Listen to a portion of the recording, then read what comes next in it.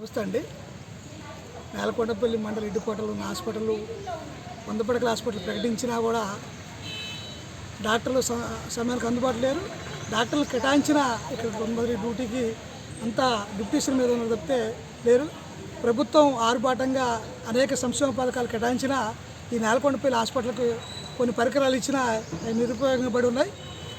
ఈనాడు మరి 30 పడకల హాస్పిటల్ అని చెప్తున్నా 100 పడకల హాస్పిటల్ అని చెప్పినా కూడా 30 పడకల హాస్పిటల్ కన్నా అన్యాయంగా ఉంది హాస్పిటల్.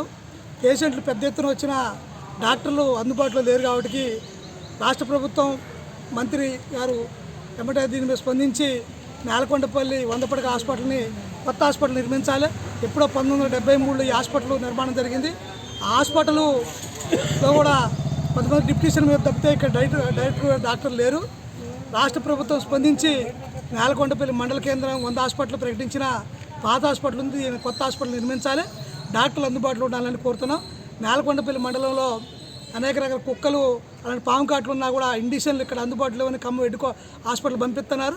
ఎమ్మటే రాష్ట్ర ప్రభుత్వం 100 పడకల హాస్పిటల్ అని చెప్తున్నా కూడా మరి ఇక్కడ హాస్పిటల్లో ఈ మందులు ఉండాల్సిన అవసరం ఉంది, ఇండిషన్లు కూడా ఉండాలా అని నేలకొండపల్లి ప్రజలుగా మేము ప్రభుత్వాన్ని కోరుతున్నాం. హాస్పిటల్కి మందులు వస్తున్నాయి కూడా నాణ్యత లేదు ఆ మందులలో కూడా.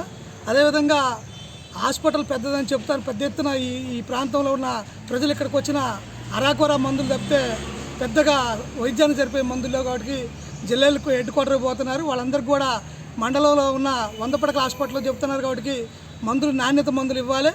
మండల హెడ్ క్వార్టర్లో కూడా డాక్టర్ అందుబాటులో ఉండి సమయానికి పేషెంట్ను చూడాలని ప్రభుత్వాన్ని కోరుతారు.